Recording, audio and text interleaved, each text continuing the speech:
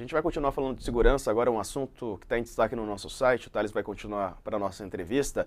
A blogueira que mandou dar um susto, ela mandou dar um susto no ex, mas foi condenada a 30 anos de prisão. Por quê?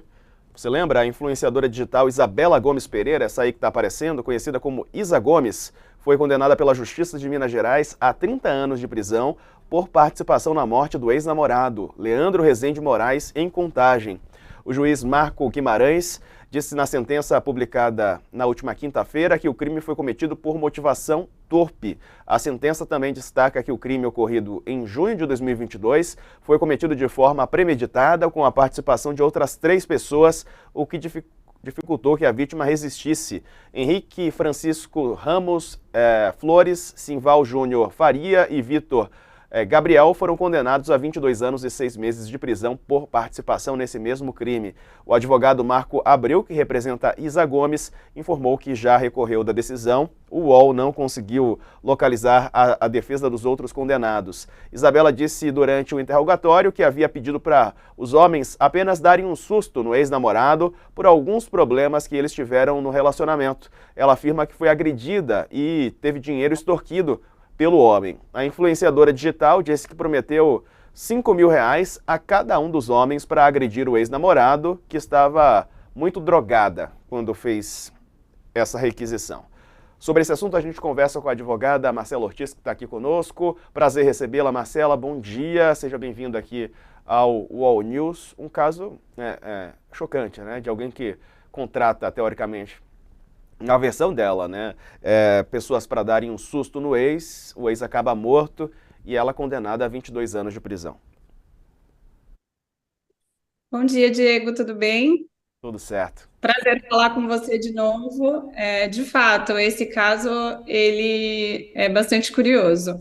Eu confesso que eu já não tinha muita lembrança dele. Eu lembro quando ele ocorreu no ano passado, se eu não estou enganada, né? E agora veio essa decisão com essa pena extremamente alta, me parece, bastante elevada. A gente sabe que no direito penal, o réu, ele muitas vezes, o correto seria ele responder na medida da sua culpabilidade. Então, é na medida da vontade que ela gostaria de ter desempenhado na prática de determinado delito. E me parece que aqui isso está um pouco extrapolado. Quer dizer, a senhora acha então que a pena foi excessiva para ela por ter mandado dar um susto no ex e ele acabar morto? É isso? Olha, eu acho que aqui nós estamos falando de achismo mesmo, porque eu não conheço a sentença, eu não conheço os autos do processo, assim como imagino que vocês também não conheçam, Exato. e o que eu estou dizendo é que a lei no Brasil, né, o direito penal no Brasil, ele diz que a pessoa responde na medida da sua culpabilidade, ou seja, se eu tenho a vontade de agredir uma pessoa e o resultado disso é a morte, mas eu não queria a morte, eu respondo pela vontade do que eu gostaria de ter praticado. Isso é o que o direito penal diz. Mas aqui, novamente, eu não faço ideia do que aconteceu nesse caso. Me parece que ela era uma mulher que sofria uma violência doméstica. Eu não tenho certeza se é isso, mas me parece que ela sofreu uma violência doméstica.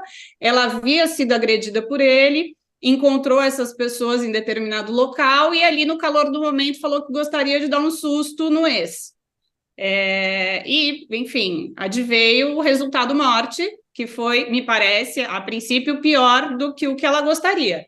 Então, se ela foi condenada agora pelo resultado morte, não me parece que era esse o desejo, mas é óbvio, a gente precisaria cotejar as provas do caso, do processo, e me parece que a gente, infelizmente, nesse momento não tem acesso a isso. Então, a gente fica aqui no campo do achismo mesmo. Analisando de uma maneira geral e falando dos outros casos que são semelhantes, Marcela, o que a gente pode falar sobre esse momento de violência contra a mulher, né? A gente tem relatado alguns casos, teve aquele caso no norte do país, né, no Amazonas, de que uma mulher, artista, foi assassinada por um casal.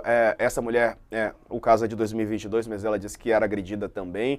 A gente tem relatado ainda com muita frequência casos de violência contra a mulher, né? É claro que nada motiva uma reação como essa. É claro que a atitude correta seria denunciar, né, as autoridades que ela estava sofrendo algum tipo de violência.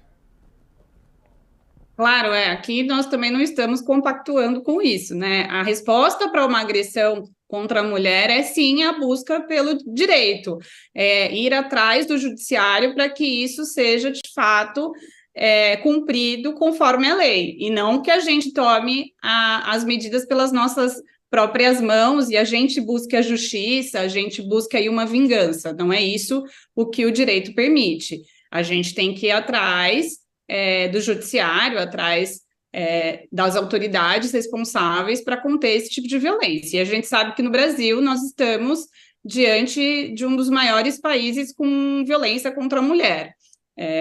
Como você acabou de relatar, esses últimos casos, e todo dia é algo novo e diferente que acaba acontecendo, mas me parece que é sempre um pouco mais do mesmo. Porque o tempo todo as mulheres são vítimas de determinados crimes no Brasil, em especial o estupro e o feminicídio. Até uma pergunta que aparece é se isso de alguma maneira representa ou pode refletir essa falta de amparo, né, de assistência que a mulher tem quando procura as delegacias, procura o atendimento especializado. De novo, não justificando, né, mas a gente sabe que muitas mulheres elas têm até medidas protetivas e são assassinadas da mesma maneira ou são violentadas da mesma maneira, mesmo já tendo procurado por ajuda. A gente tem um sistema de justiça bastante eficaz, no meu entendimento, contra a violência, da violência contra a mulher, né? Para assistência da violência contra a mulher. Mas, infelizmente, a gente vive num país imenso e não necessariamente isso é aplicado ao longo de todo o território nacional. Mas nós temos uma lei bastante eficaz contra essas atitudes que são violências contra as mulheres. Então, a gente tem uma lei que é bastante eficaz, que é a Lei Maria da Penha. Nós temos um sistema de justiça eficaz. Hoje, aqui em São Paulo, por exemplo, nós temos a Casa da Mulher Brasileira, que concentra desde o atendimento policial até juízes que ficam ali para um primeiro atendimento, medidas protetivas, Ministério Público, você tem acolhimento para essas mulheres, para essas crianças que muitas vezes saem de casa, mas infelizmente isso não acontece no país todo. A gente está num país de uma dimensão imensa e, infelizmente, em alguns interiores do país, de fato, a gente não tem uma eficácia aí do judiciário. Mas, na minha opinião, eu acredito que a gente tem um sistema de justiça a favor da mulher bastante eficaz.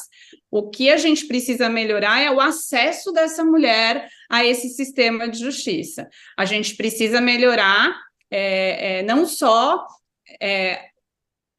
essa questão dessa mulher ir até o judiciário, mas a gente precisa melhorar a mentalidade mesmo das pessoas com todo. E como que a gente modifica isso? A gente modifica isso levando conhecimento, educando, falando sobre esse assunto. Então, é bastante importante nós estarmos aqui, por exemplo, hoje, num canal como a UOL, que é extremamente relevante, de uma dimensão imensa, tratando sobre violência contra a mulher. Então, a gente precisa, de fato, falar sobre isso para que isso acesse a maior parte da população.